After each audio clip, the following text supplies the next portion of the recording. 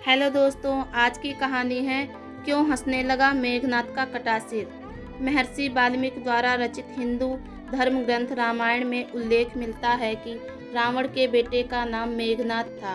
उसका एक नाम इंद्रजीत भी था। दोनों नाम उसकी बहादुरी के लिए दिए गए थे।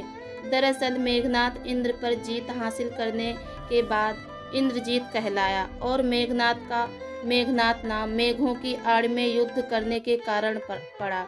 वह एक वीर राक्षस योद्धा था। मेघनाथ श्री राम और लक्ष्मण को मारना चाहता था। एक युद्ध के दौरान उसने सारे प्रयत्न किए लेकिन वह विफल रहा।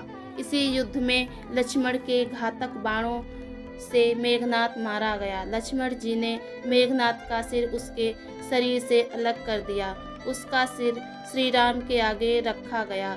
उसे वानर और रीछ देखने लगे। तब श्री राम ने कहा, इसके सिर को संभाल कर रखो। दरअसल श्री राम मेघनाथ की मृत्यु की सूचना मेघनाथ की पत्नी सुलोचना को देना चाहते थे। उन्होंने मेघनाथ की एक भुजा को बाण के द्वारा मेघनाथ के महल में पहुंचा दिया। वह भुजा जब मेघनाथ की पत्नी सुलोचना ने देखी तो उसे विश्वास नहीं हुआ कि उसके पति की मृत्यु हो चुकी है। उसने भुजा से कहा, अगर तुम वास्तव में मेघनाथ की भुजा हो तो मेरी दुविधा को लिखकर दूर करो। सुलोचना का इतना कहते ही भुजा हरकत करने लगी। तब एक सेविका ने उसे भुजा को खड़िया लाकर हाथ में रख दी। उस कटे हुए हाथ ने आंगन में लक्ष्मण जी के प्रशंसा के शब्द लिख दिए। अब सुलोचना को विश्वास हो गया कि युद्ध में उसका पति मारा गया है। सुलोचना इस समाचार को सुनकर रोने लगी। फिर वह रथ में बैठकर रावण से मिलने चली गई।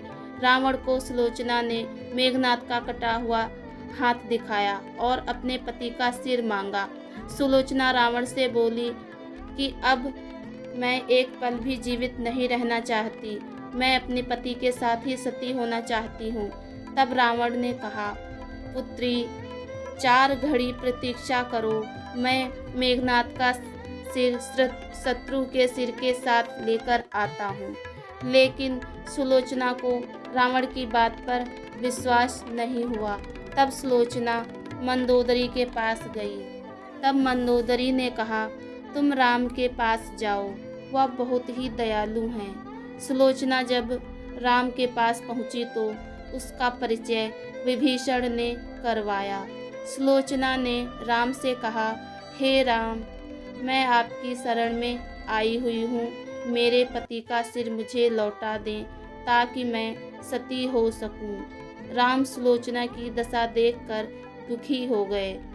उन्होंने कहा कि मैं तुम्हारे पति को अभी जीवित कर देता हूँ। इस बीच उसने अपनी आप बीती भी सुनाई। सुलोचना ने कहा कि मैं नहीं चाहती कि मेरे पति जीवित होकर संसार के कष्टों को भोगें। मेरे लिए सौभाग्य की बात है कि आपके दर्शन हो गए। मेरा जन्म सार्थक हो गया। अब मुझे जीवित रहने की कोई इच्छा नहीं है। राम के कहने पर सुग्रीव मेघनाथ का सिर ले आए, लेकिन उनके मन में यह आशंका थी कि मेघनाथ के कटे हाथ ने लक्ष्मण का गुणगान कैसे किया। सुग्रीव से रहा नहीं गया और उन्होंने कहा, मैं सुलोचना की बात को तभी सच मानूंगा जब यह नरमुंड हंसने लगेगा। सुलोचना के सतीत्व की यह बहुत ही बड़ी परीक्षा थी।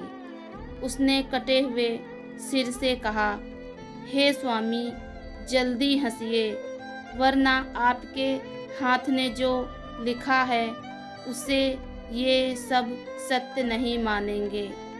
इतना सुनते ही मेघनाथ का कटा हुआ सिर जोर जोर से हंसने लगा।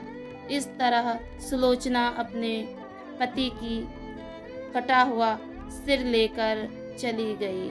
तो दोस्तों, आज की कहानी आपको कैसी लगी कमेंट में ज़रूर बताइएगा और मेरे चैनल को सब्सक्राइब ज़रूर करिएगा। धन्यवाद।